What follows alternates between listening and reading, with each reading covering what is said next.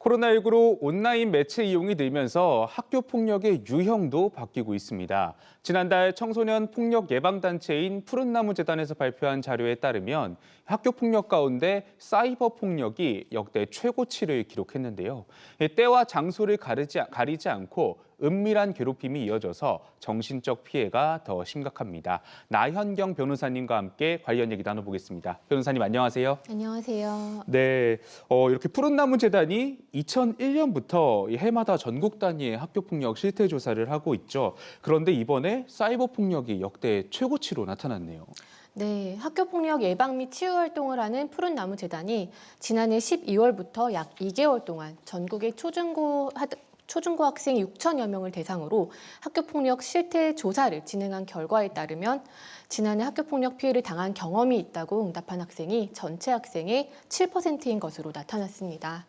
다양한 유형의 학교폭력 중에서도 특히 사이버 폭력을 당한 경험이 있다고 밝힌 비율이 31.6%로 사이버 폭력의 비중은 2018년 4.2%에서 5.3%, 16.3%로 매년 꾸준히 증가하던 것이 최근 또 한 번 큰 폭으로 증가한 것인데요. 이는 신체 폭력이나 따돌림이 11%대인 것에 비해서 월등히 높은 수치고요. 지난 2010년 재단이 사이버 폭력 조사를 시작한 이래로 최고치라고 합니다. 네, 2018년에 비해서 거의 8배 가까이 뛰었고 이 학교폭력 피해자 10명 가운데 3명이 이렇게 사이버 폭력 피해를 당하고 있는데 이 사이버 폭력이 이렇게 폭발적으로 증가한 이유는 무엇이라고 보십니까? 네, 코로나19 상황에서 교실 수업이 비대면으로 전환돼서 또 학생들 간의 온라인 매체를 통한 교류가 늘어났던 것이 크고요. 이렇게 시공간에 그런 제약이 없는 온라인 환경에 익숙해진 청소년들이 그 심각성을 인지하지 못한 채 사이버 폭력을 손쉽게 저지르는 사이에 스마트 기기의 올바른 사용에 대한 교육이나 통제가 적절하게 이루어지지 못했던 점도 있습니다. 아, 그렇군요. 그렇다면 이런 사이버 폭력 같은 경우에는 주로 어떤 방식으로 이루어지는 겁니까? 사이버 폭력의 매체로는 주로 카카오톡, 페이스북, 인스타그램, 틱톡, 에스크 등이 사용되고요. 또 사이버 폭력의 유형도 매우 다양한데요.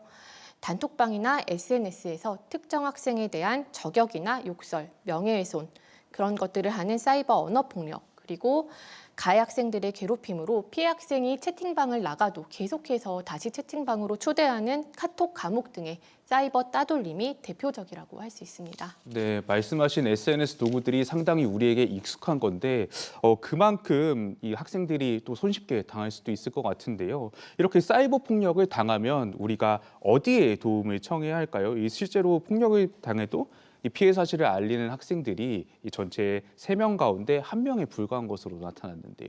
네, 이와 같은 사이버 폭력 행위는 사이버 따돌림이나 정보통신망을 이용한 음란, 폭력 정보 등으로 피해 학생에게 정신 또는 재산상의 피해를 입히는 그런 행위로서 학교폭력 예방법에서 규정하는 학교폭력에 해당하고요. 따라서 일반 학교폭력과 마찬가지로 학교 교사나 학교폭력 담당 교사 또는 교육청의 학교통합지원센터나 긴급전화번호 117을 통해서 신고할 수 있습니다. 또한 가해자가 만 10세 이상이라면 학교폭력과는 별개로 수사기관에 고소해서 가해자에게 꼭 형사처벌이 아니더라도 보호처분을 받도록 절차를 진행할 수 있는데요. 이때 특히 피해 학생은 피해 확산 방지나 안전을 위해 반드시 부모님이나 교사 등 신뢰할 수 있는 어른에게 피해 사실을 알려 이러한 절차를 진행하는 것이 좋겠습니다. 네, 생각보다 다양하게 알릴 수 있는 방법들이 좀 많이 있는 것 같은데 역시 신뢰할 수 있는 어른들에게 꼭 알리는 게 중요한 것 같습니다. 그렇다면 이렇게 피해자가 법적으로도 보호를 받을 수 있는 방법이 있을까요? 네, 먼저 학교장은 학교폭력 사건을 인지한 경우에 피해 학생의 반대 의사가 없으면 최대 3일간 지체 없이 가해자랑 피해 학생을 분리해야 되고요. 또 학교폭력심의위원회 개최를 통해서 피해 학생의 보호를 위해서 필요하다고 인정되면 피해 학생은 심리상담, 치료 및 치료를 위한 요양, 또 학급 교체 등의 조치를 받게 되는데요. 피해 학생이 긴급 보호를 요청하는 경우에는 일부 조치에 대해서 심의 개최 전이라도 긴급 조치가 가능합니다. 특히 사이버 폭력의 경우 사이버 공간의 익명성으로 가해자를 찾기 어려운 상황도 종종 발생하는데요. 가해 학생이 누구인지를 추적할 수 없더라도 사이버상 피해 사실에 대한 근거가 남아 있는 경우 피해 학생은 학교폭력심의위에서 피해자 보호 조치를 받을 수 있기 때문에 적극적으로 피해 사실을 신고하는 것이 중요합니다. 네, 이렇게 피해자가 보호받을 수 있는 방법이 있는데 사실 방금 말씀하신 것처럼 가해자를 찾기가 상당히 좀 힘들죠. 이 피해자에게 큰 고통을 주는 이 사이버 폭력 가해자, 그렇다면 가해자는 좀 어떤 처벌을 받을 수 있습니까? 일단 가해자가 학생인 경우에는 학교폭력 처분으로서의 가해 학생 조치를 받게 되는데요. 여기에는 서면 사과, 접촉 금지, 학교 봉사부터 출석 정지, 학급 교체, 전학 등 해당 사이버 폭력의 심각성, 지속성, 고의성과 반성이나 화해 정도에 따라 다양한 조치가 가능하고요. 가해자가 형사 미성년자인 만 14세 미만이라도 촉법소년에 해당하는 만 10세 이상이면 사안의 경중에 따라 보호관찰, 소년원 송치 등의 그런 보호 처분이 가능하고 만 14세 이상이라면 형사처벌까지도 받을 수 있습니다. 예를 들어 정보통신망을 이용해서 허위의 사실로 명예훼손을 하는 경우에는 7년 이하의 징역 또는 5천만 원 이하의 벌금에 처할 수 있고 성적 수치심을 유발할 수 있는 피해 학생의 신체 등을 의사에 반해서 촬영하거나 유포하는 경우인 성폭력 처벌법상의 카메라 등 이용 촬영죄도 동일한 법정형을 두고 있는데요. 다만 실무적으로는 소년범죄는 강력범죄가 아니라면 집행유예가 선고되는 경향이 있지만 보호처분의 경우 소년법이 소년의 장래신상에 어떠한 영향도 미치지 않는다고 규정하고 있는 것과는 달리 형사처분을 받은 이력은 전과로 남게 됩니다.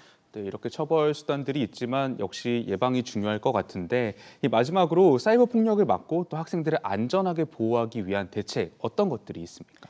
네, 급증하는 사이버 폭력의 문제는 더 이상 개별 학교 차원으로 해결할 수 있는 그런 문제가 아니고 학교와 가정, 정부와 지역사회 또 모두가 함께 고민하고 힘을 모아야 하는 그런 문제인데요.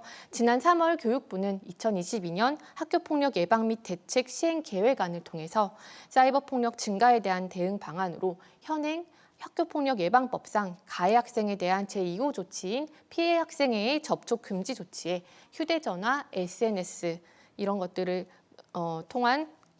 통해서 접근하는 경우도 포함하도록 법 개정을 추진하고 또 피해 학생들이 사안 발생 즉시 신고 및 대응할 수 있도록 하는 원스톱 온라인 앱을 구축하겠다고 밝혔고요. 또 사이버 폭력은 디지털 매체의 익명성에 숨어 가해자를 특정하기 어려운 만큼 안전한 사이버 환경 조성을 위한 플랫폼 기업의 책임을 입법적으로 강화해야 할 필요도 있겠습니다. 또한 각급 학교에서는 학생들에게 스마트 기기의 올바른 사용과 사이버 폭력의 유형이나 피해 사례, 그리고 사안 발생 시 어떤 조치가 내려지고 있는지 등을 공유해서 사이버 폭력에 대한 충분한 예방 교육이 이루어져야겠습니다. 네, 피해가 생겼을 때 즉각적으로 조치를 하는 것도 필요하지만 역시 더 중요한 건 예방이 아닌가 싶습니다. 네. 일상에서도 또 사이버 세계에서도 학생들이 안심하고 활동할 수 있는 환경이 마련되면 좋겠습니다. 오늘 말씀 잘 들었습니다. 감사합니다.